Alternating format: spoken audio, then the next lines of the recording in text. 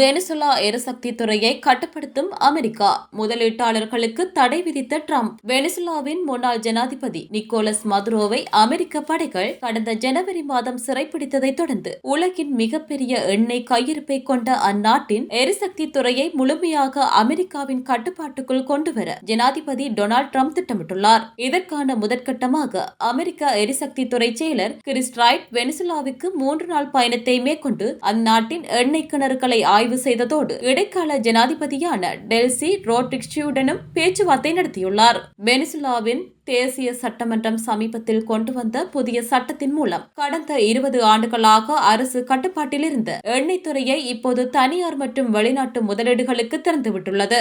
இருப்பினும் இந்த திட்டம் நடைமுறைக்கு வருவதில் பெரும் சவால்கள் உள்ளதாக பொருளாதார வல்லுநர்கள் எச்சரிக்கின்றனர். வெனிசுலாவின் அரசு நிறுவனமான PDVSA பல ஆண்டுகளாக பராமரிப்பின்றி சிதைந்து போயுள்ளதால் அதன் உள்கட்டமைப்பை சீரமைக்க சுமார் $100 பில்லியன் முதலீடு தேவைப்படும் என மதிப்பிடப்பட்டுள்ளது.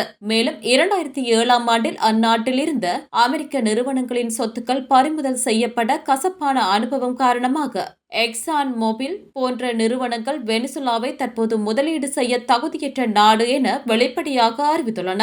டொனால்டு டிரம்ப் இந்த எண்ணெய் வளங்களை பயன்படுத்தி அமெரிக்காவில் பெட்ரோல் விலையை குறைக்க விரும்புவதாக கூறினாலும் வெனிசுலாவின் கனரக கச்சா எண்ணெய் சுத்திகரிப்பு செய்ய கடினமானது என்பதும் அதற்கு அதிக செலவாகும் என்பதும் முதலீட்டாளர்களின் தயக்கத்துக்கு முக்கிய காரணமாகும். இருந்தபோதும் முதலீடு செய்ய மறுக்கும் நிறுவனங்களுக்கு தடை விதிக்கப் போவதாக டிரம்ப் எச்சரித்துள்ளமை இந்த விவகாரத்தில் அமெரிக்காவின் தீவிரமான நிலைப்பாட்டை உணர்த்துகிறது.